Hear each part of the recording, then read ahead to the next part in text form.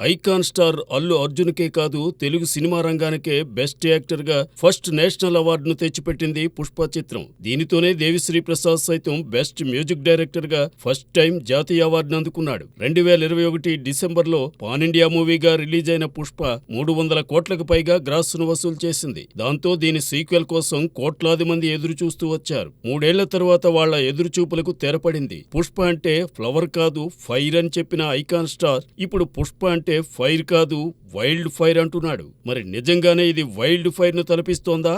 తెలుసుకుందాం. పుష్ప 2 మూవీ ట్రైలర్లో ఓ డైలాగ్ ఉంది. పెళ్ళాం మాట మొగుడింటే ఎట్ట ఉంటదో ప్రపంచానికి చూపిస్తా అని. నిజం చెప్పాలంటే అదే ఈ సినిమా. పెళ్ళాం కోరికను తీర్చడం కోసం పుష్ప ఎలాంటి రిస్క్ తీసుకున్నాడనేది ఇందులో చూపించారు. సీఎంను కలుద్దామని వెళుతున్న పుష్పరాజును భార్య శ్రీవల్లి ఓ చిన్న కోరిక కోరుతుంది. సీఎంతో ఫోటో దిగొస్తే పెద్ద పట్టం కట్టించి హాల్లో పెట్టుకుంటానంటుంది. బట్ అక్కడ సీన్ రివర్స్ అవుతుంది. దాంతో కోపగించుకున్న పుష్ప ఎలాంటి నిర్ణయం తీసుకున్నాడు? దాని పర్యవసానమేమిటి? పుష్పరాజు ఆగ్రహానికి సీఎం సీటు ఎలా కదిలిపోయిందనేది ఇందులో మెయిన్ పాయింట్. ఇక సవతి తమ్ముడైన పుష్పరాజుకు ఇంటి పేరునివ్వడానికి అంగీకరించని పెద్దన్నయ్యలు ఎలా దిగివచ్చారు? పుష్పరాజు తల్లి ముందు ఎలా మోకరిల్లారనేది సెకండ్ పాయింట్. ఈ 2 అంశాలను బేస్ చేసుకుని డైరెక్టర్ సుకుమార్ స్టోరీని నడిపిన తీరు సూపర్. సీఎంను మార్చేయాలని భావించిన పుష్ప పథక రచనకు ఎస్పీ షెకావత్ ఎలా అడ్డుపడ్డాడు?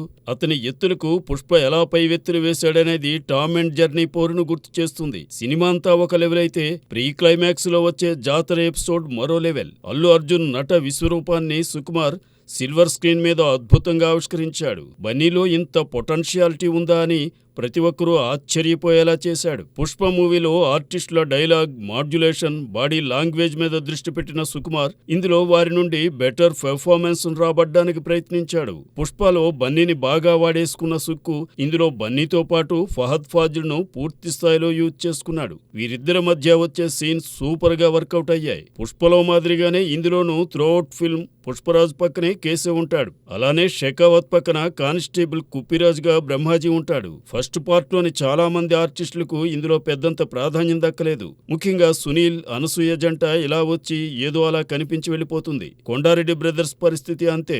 ఎర్రచందనం చెట్లను నరికే ఓ కూలి తన తెలివితో, తెగింపుతో సిండికేట్ నాయకుడు ఎలా అయ్యాడనేది పుష్పలో చూపించారు. ఇందులో దూరమైన కుటుంబానికి అతను ఎలా దగ్గరయ్యాడు, తన భార్యకు ఇచ్చిన మాటను నిలబెట్టుకోవడానికి ఏం చేశాడనేది చూపించారు. పుష్ప అంటే పేరు కాదు, పుష్ప అంటే బ్రాండ్ అనే దాన్ని రిజిస్టర్ చేయడానికే ఎక్కువ ట్రై చేశాడు. ట్రైలర్లో చెప్పిన పుష్ప అంటే నేషనల్ అనుకుంటిరా, ఇంటర్నేషనల్ అనేదానికి పూర్తి స్థాయిలో న్యాయం పుష్ప ద రాంపేజ్ లో జరగొచ్చు. ఫ్రాంక్ గా చెప్పుకోవాలంటే పుష్పలోని unique characters, different variations, interesting establishments ఇందులో లేవు. అలానే Sukumar mark typical screenplay కూడా లేదు. సినిమా మొత్తం అలా సాఫీగా సాగిపోతుంది. ఈ మూవీకి ఆయువు పట్టుగా చెప్పుకోవాల్సింది జాతర ఎపిసోడ్. అది గనక ఆడియన్స్ కు పడితే మూవీ ఎక్కడికో వెళ్ళిపోతుంది. అల్లు అర్జున్ వేసిన లేడీ గెటప్, చేసిన ఫైట్, ఆ పైన వచ్చే సూసేకి అగ్గిరవ్వ మాదిరి సాంగ్ థియేటర్లో వైల్డ్ ఫైర్ ను సృష్టించేలా ఉన్నాయి. ఫస్ట్ హాఫ్ లో పుష్ప టైటిల్ సాంగ్, ఆ తర్వాత వచ్చే ఫీలింగ్స్ సాంగ్ కు